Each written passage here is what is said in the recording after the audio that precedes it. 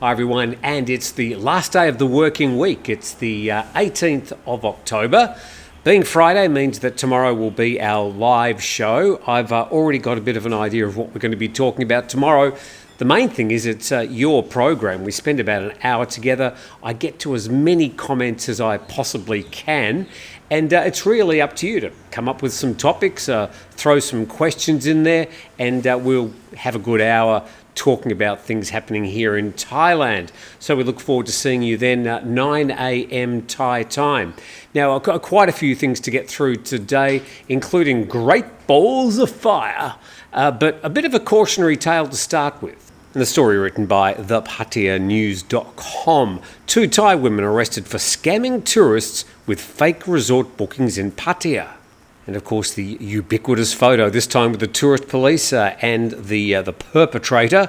Surprised nobody's pointing. But it says 2 Thai women were arrested for creating fake Facebook pages to scam tourists out of deposits for luxury resort bookings in Pattaya. A 30-year-old, a 27-year-old from Chumpon and Samut Prakan faced charges of fraud by entering false information into a computer system.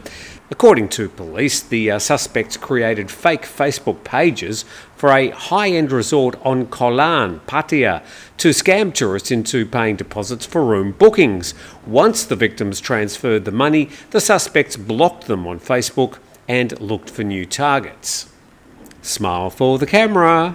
So here the warning is quite obvious. A lot of people making bookings for the high season at the moment. We're receiving plenty of bookings, but they're all through either booking.com or airbnb.com. So I would be saying, don't book anything on Facebook. Use Facebook to contact your friends, whatever. Maybe see some specials at different places, but don't book anything from a Facebook profile. Use an OTA, an online travel agency, and use the big ones. Things like booking.com, Airbnb, hotels.com, Agoda, Expedia. You know the ones. I mean, they're tried and tested, and you can cancel your bookings, you can get your money back, you can postpone all those things. So don't book anything and pay on Facebook. Just a bit of a reminder. Let's talk about power. And starting this case with electricity, and reported in the Bangkok Post.com, Minister vows to keep lid on fuel and power prices. And the Energy Minister insists that the government will continue to cap domestic energy prices, notably diesel and electricity.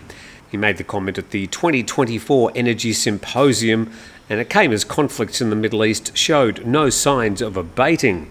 He says the intensifying tension in the region has caused concerns over the disruption of global oil prices.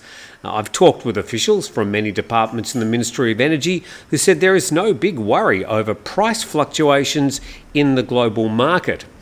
And the article notes that the diesel price subsidy that keeps its retail price below 33 baht a litre is scheduled to expire on October the 31st, while the power tariff of 4.18 baht per kilowatt hour will be applicable until December the 31st this year, and that the subsidy programs were likely to be extended. Now, another minor scam that people confront here in Thailand, even though the power price is kept at 4.18 baht per kilowatt hour at the moment, a lot of people paying 5, 6, even 7 or 8 baht because the landlords put a commission on the power.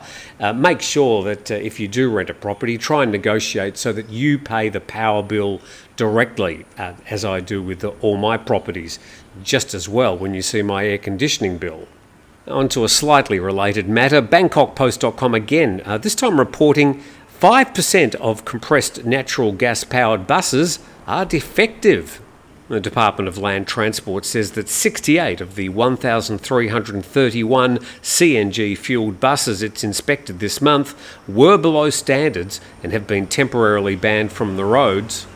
And referring to the October the 4th incident where 20 students and 3 teachers were killed in a bus fire, the bus in question was 54 years old and its conversion to compressed natural gas failed to comply with regulations. The number of defective buses accounted for 5% of the vehicles examined so far. According to the department, common problems found were expired gas cylinders and equipment. And Thailand has about 13,500 compressed natural gas powered buses on the roads across the country. And the minister's ordered all of them inspected, but checks so far have covered only 10% of the total registered with the department. And just a side note, police have pressed serious charges against the driver of the school bus, the bus owner and the company owner. So they'll all have their day in court. I suppose the takeaway from the article is that they are taking time to check these buses, and I think we'd all be fairly grateful that they take as much time as they want.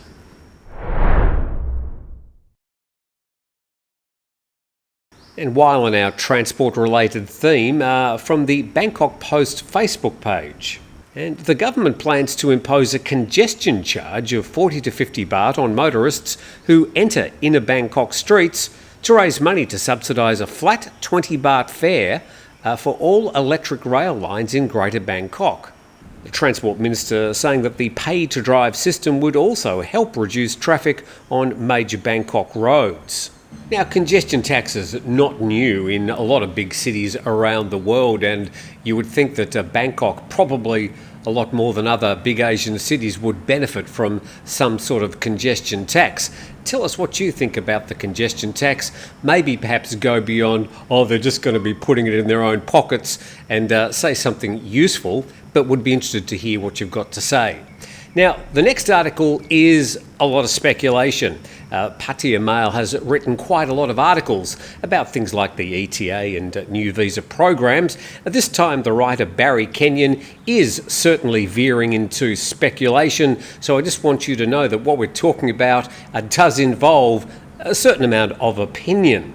And it's headlined, "The Real Deal About the End of One of Thailand's Unpopular Address Forms." Talking there, of course, about the old TM6. And he says the chopping of the TM6 small arrival registration form is a staging post to a wholly electronic visitor entry system. It was abolished originally for airline passengers as early as July 2022. However, the form survived for some visitors by land and all by sea until now, suspended on October the 16th by the Cabinet, at least until April next year. By then, according to the Interior Ministry, so this piece of information has come from the Interior Ministry, the ETA, or Electronic Travel Authorisation, should be in place for all visa-exempt foreigners, the ones from 93 countries who receive 60 days on arrival. Well, that's at the moment. So he says probably by Easter next year, people will be able to arrive and pass through immigration's electronic gates at entry points with a personally provided QR code. And then he opines the individuals will likely be refused boarding at airports or refused entry at seaports and border checkpoints unless the bureaucracy has been successfully completed. In other words, you've spent that 3 or 4 minutes filling in an ETA online before you come to Thailand. Now, a bit more speculation. At some stage in 2025, the ETA system will be extended to include all foreigners entering Thailand, including all non-immigrant visa holders, such as retirees. So Barry thinks that it will extend beyond just people coming with visa exemption to people with any visa coming into Thailand. But he notes such a system is becoming common worldwide. Basically, the electronic travel authorisation replaces decisions by immigration officers on the ground by prior electronic checking of wannabe entrants. But herein perhaps lies the problem. Before that can happen, Thai authorities have to combine several independent databases which currently check for passport authenticity, prior travel history, criminal history in Thailand and international warrants. And then he goes into a bit of coverage about the tourist tax. We'll get onto that another time. Finally, he says questions often asked, such as, how many times can you do a border run with visa exempt? Or can I use my destination Thailand visa again by leaving Thailand and returning the same day?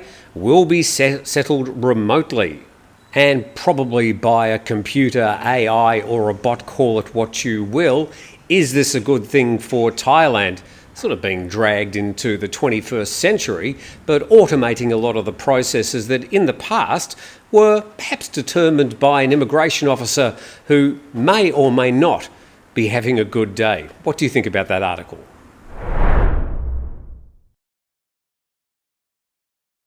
And yes, thanks to 5-Star Marine at 5starmarinephuket.com. Start off with the number 5. Also, Beach House Thailand. Links in the description below for both those businesses who support TNT each day. It's time to talk about fireballs.